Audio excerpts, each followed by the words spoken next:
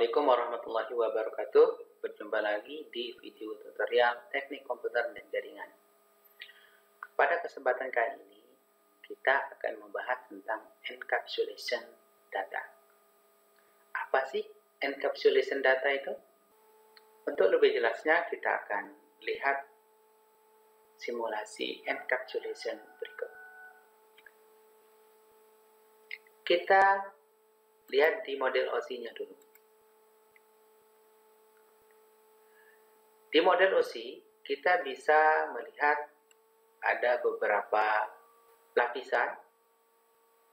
Jadi ada layar OSI yang paling bawah itu adalah physical, kemudian yang di atasnya adalah data link, kemudian network, transport, session, presentation, dan application. Cara mudah untuk menghafal urutan daripada masing-masing layar OSI ini adalah dengan menambahkan sebuah kalimat. Biasanya yang saya lakukan, anak Pak Soleh tidak nakal dan pintar. Atau kalau kita bisa menghafal dengan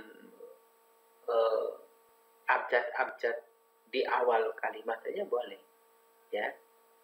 Nah, bisa juga kita ini ABSTNDP, ya, ABSTNDP. Biasanya kadang-kadang saya juga mengingat dengan cara seperti itu.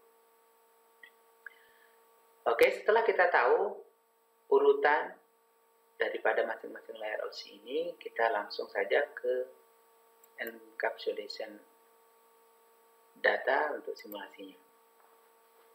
Ini untuk yang bagian pertama.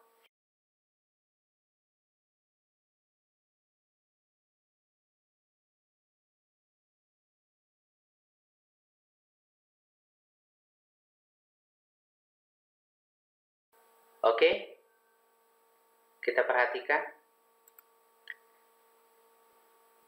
Pada tahap ini, ya, anggaplah tujuannya dari komputer A ke komputer B, ya, di mana data ini masih utuh, dia masih dalam berbentuk data satu kesatuan. Ya.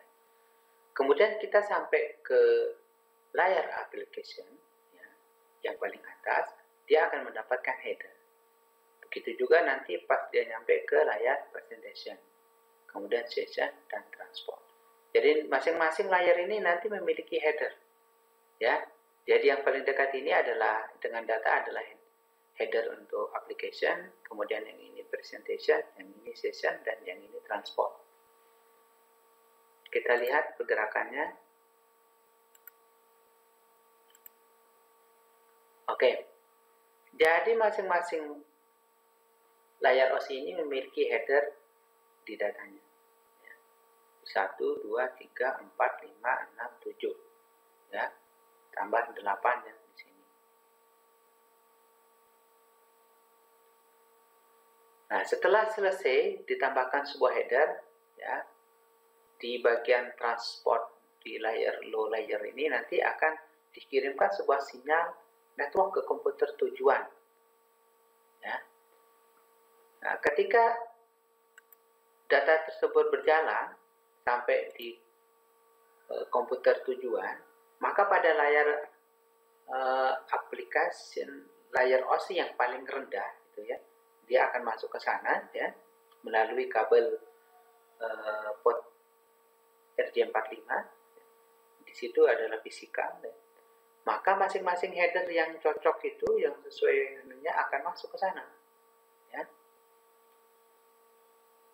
Jadi akan dicocokkan, akan dikonfirmasi lah istilahnya seperti itu.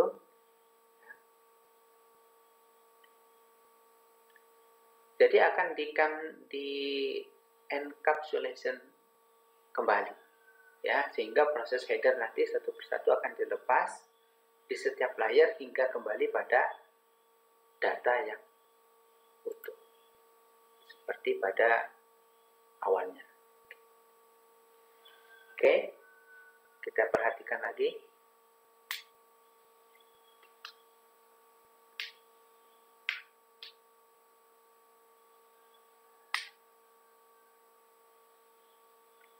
Jadi itu adalah teknik daripada encapsulation data yang pertama, di mana datanya tidak dipecah. Hanya saja ditambahkan header di setiap layer OSI-nya. Kemudian kita lihat encapsulation data yang kedua, prosesnya seperti apa. Oke.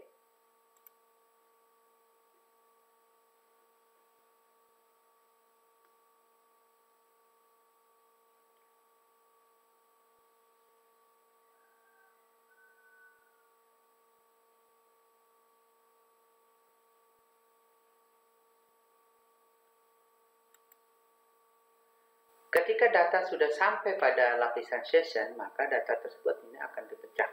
Ya. Nah, pada contoh kali ini, datanya dipecah menjadi 4 bagian. Atau biasa yang kita sebut sebagai segmen. Ya. Kemudian ketika berjalan sampai di transport, dia masing-masing pecahan data ini nanti akan dikasih header. Nah, kemudian setelah sampai di network juga akan ditambahkan sebuah header paket.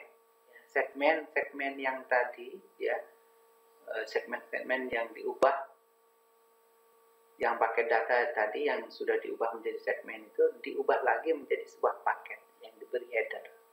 Ya.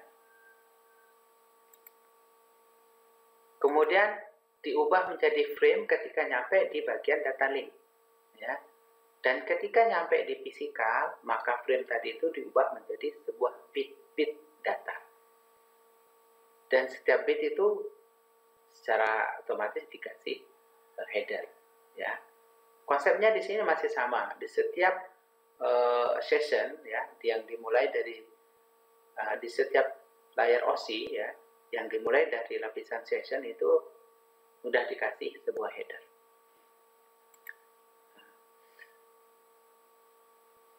Kemudian akan dilakukan transfer sinyal ke komputer tujuan, dan setiap header pada lapisan tersebut akan dikonfirmasi, ya, akan di encapsulation hingga sampai ke komputer tujuan.